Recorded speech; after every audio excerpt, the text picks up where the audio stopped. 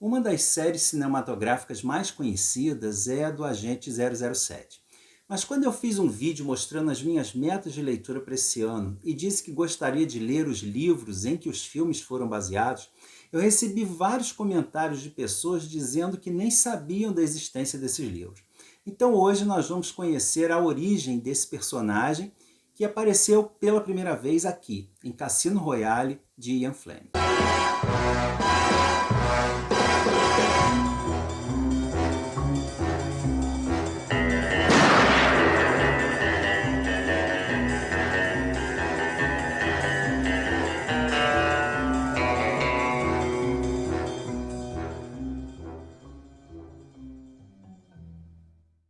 Olá a todos, sejam muito bem-vindos a mais um vídeo do canal Livros e E-Books. Para quem está chegando agora, eu sou o Carlos.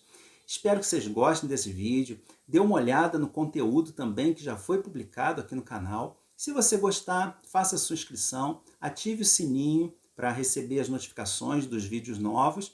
E hoje nós vamos conversar sobre o agente secreto mais famoso da tela, o James Bond 007. Lá no início da década de 50, a Inglaterra estava atravessando uma profunda crise de identidade, porque com o declínio do poder do Império Britânico, a Grã-Bretanha já não era mais a dona da metade do mundo, estava numa situação econômica não muito favorável, enfim, já não era mais aquela potência mundial de antes da Segunda Guerra. O problema é que o próprio país não se via assim. Suplantada pelos Estados Unidos, como potência, em meio à Guerra Fria, a Grã-Bretanha ainda alimentava a fantasia de que poderia retomar o seu passado glorioso e mais uma vez ser colocada no centro das decisões dos assuntos mundiais. Só que essa visão de si própria não era unânime. E entre os ingleses que percebiam que o país já não era mais isso tudo, estava o Ian Fleming. O autor nasceu em 1908, filho de um banqueiro que morreu na Primeira Guerra Mundial, estudou em ótimas escolas, inclusive no exterior, até que em 1939, com o início da Segunda Guerra, tornou-se assistente do diretor de inteligência da Marinha, trabalhando justamente, mas de forma indireta, na contra-espionagem. Em 1942, ainda durante a guerra, ele conheceu a Jamaica, se apaixonou pelo país e decidiu morar na ilha assim que a guerra terminasse. E depois do fim da guerra, ele trabalhou como supervisor da rede de correspondentes internacionais do famoso jornal Sunday Times. E esse emprego permitia a ele tirar todo ano 2 meses de férias de inverno. E ele passava esses períodos justamente na Jamaica. E foi numa dessas ocasiões que ele decidiu realizar um antigo sonho. Escreveu um romance de espionagem, aproveitando algumas das histórias que ele tinha ouvido enquanto trabalhava no serviço secreto. E foi assim que nasceu o James Bond em Cassino Royale. Ele escreveu o livro rapidamente e ele mesmo achava que não era uma boa obra, mas acabou sendo convencido da publicação pelo seu irmão. E a história do livro é a seguinte: o Le Chiffre, que é uma espécie de tesoureiro de um sindicato comunista, utilizou o dinheiro indevidamente em negócios próprios e perdeu.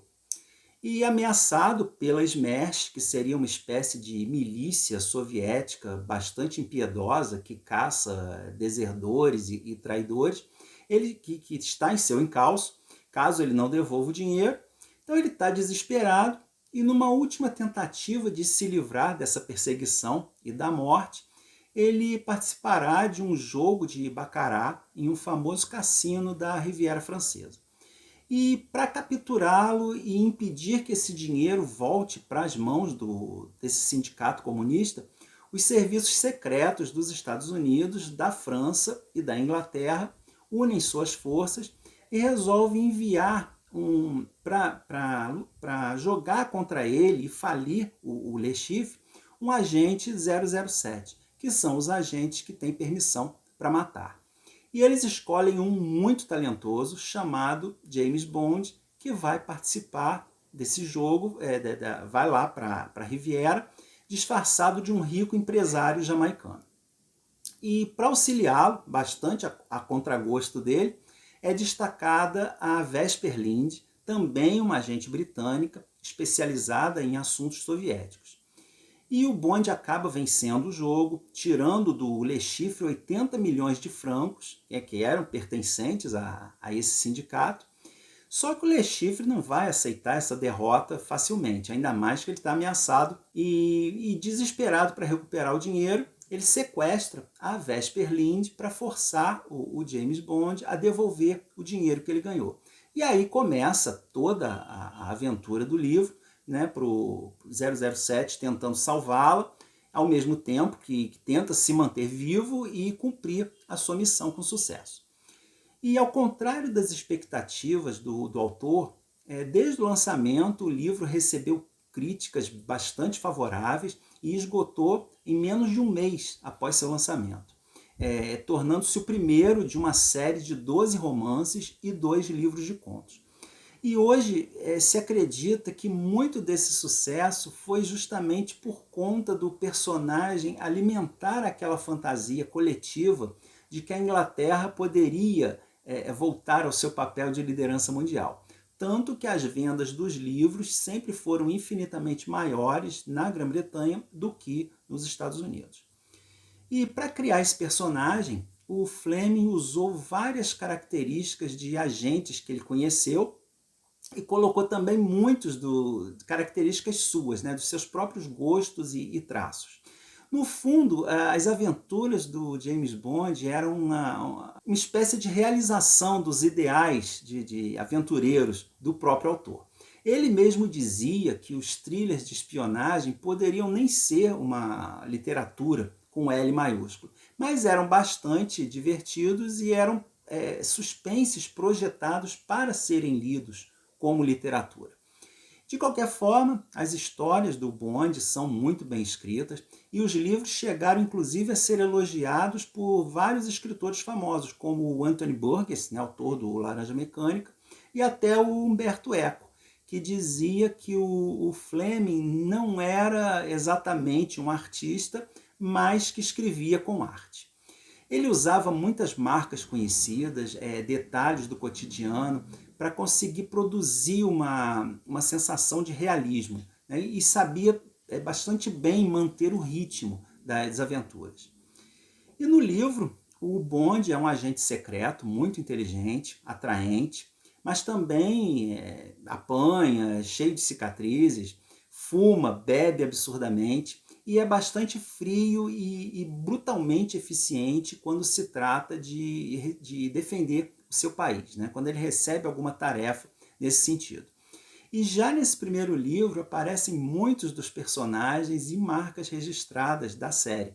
É como seu chefe, o M, a secretária Moneypenny, o famoso Martini, batido, não mexido, e claro, a famosa apresentação. Bond. James Bond. Além das perseguições de carro, sequestros e traição. Cassino Royale é um livro assim, bastante seco, sem firulas, vai direto ao ponto, né? Ele embrulha e manda. E tem cenas muito boas, especialmente a do jogo de baccarat, em que o autor consegue ao mesmo tempo detalhar as regras para quem não conhece o jogo, né? Que não é um jogo muito conhecido, e ao mesmo tempo manter o suspense em alta. É uma cena incrível, é um exemplo excelente, né, da capacidade narrativa do autor. E o livro também tem cenas bem pesadas, especialmente uma de tortura que causa arrepios em qualquer homem, só de imaginar a possibilidade dela acontecer. Quem se aventurar a ler vai entender do que eu estou falando. É um livro bem curto, cerca de 230 páginas, e o curioso é que a história ocupa apenas cerca de umas 180. O restante, a gente vê um Bond pensando na aposentadoria e até mesmo num possível envolvimento amoroso. E aí que nós vemos um pouquinho dessa casca gelada dele começando a derreter. E isso leva a um final bastante imprevisível. E aí nós chegamos a um ponto bastante delicado em se tratando de James Bond, as mulheres. Uma das características marcantes dos filmes do 007 sempre foi a presença de mulheres belíssimas e sedutoras, geralmente em trajes sumários, que ficaram conhecidas como as Bond Girls, e que aparecem até mesmo nas aberturas, né, famosas, onde várias silhuetas de mulheres aparecem em situações provocantes.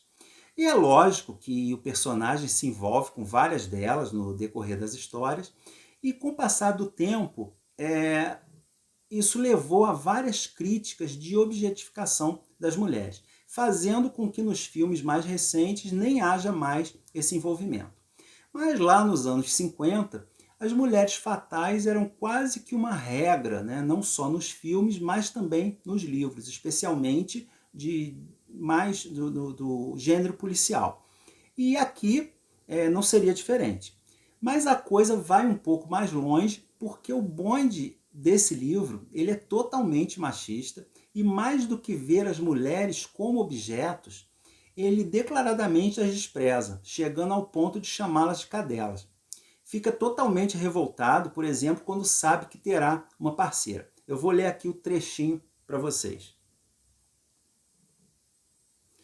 Este não achou nenhuma graça. Que diabo! Por que será que eles me mandaram uma mulher? Resmungou ele. Será que eles pensam que isso aqui é um piquenique? Vou ler mais um aqui.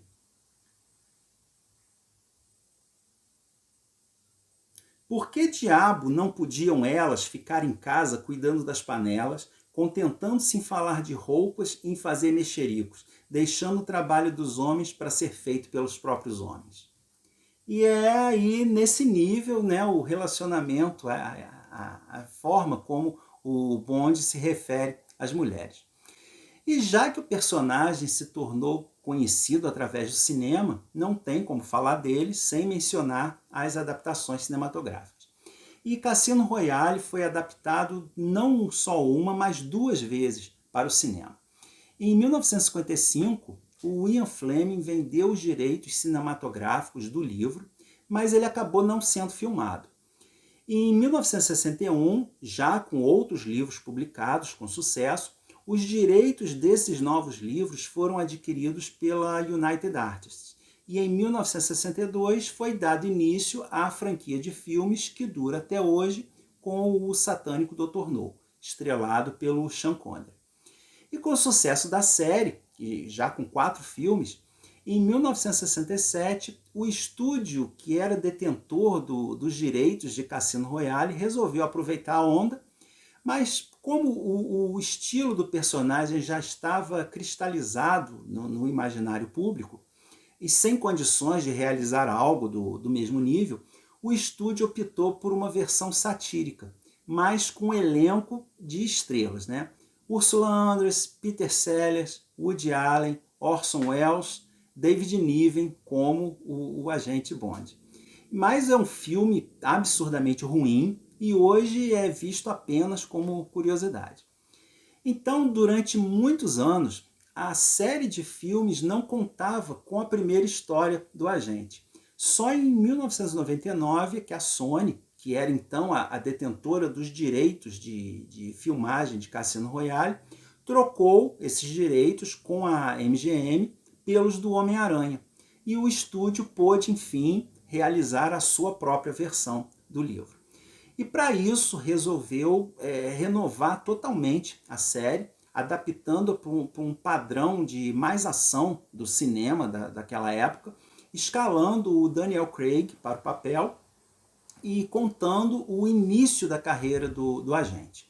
E muita gente achou estranho o fato do Bond, que até então era um camarada bem-humorado, cavalheiro, sedutor, totalmente seguro de si, aparecer em um filme como um brutamonte, sem nenhum tato, zero sutileza, cara amarrada, poucas palavras, né? Quase uma máquina de matar, que foi sendo suavizado nos filmes posteriores, mas que, na verdade, é bem mais fiel ao personagem original dos livros do Fleming. E, logicamente, por ser produzido por um estúdio americano, aquele desprezo inicial pelos Estados Unidos foi apagado dos filmes E em vários deles aparece, inclusive o agente da CIA, o Felix Leiter, ele aparece como um grande amigo e colaborador do Bond, algo que não acontece no livro, onde o Félix é tratado até mesmo com certo desprezo. O fato é que, gostando ou não, o Ian Fleming criou um personagem icônico e bem representativo do mundo em plena Guerra Fria.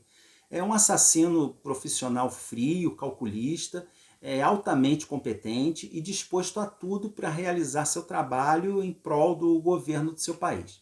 É um livro datado, mas isso não diminui sua importância, tanto que ele está no 1001 livros para ler antes de morrer, para quem gosta de acompanhar.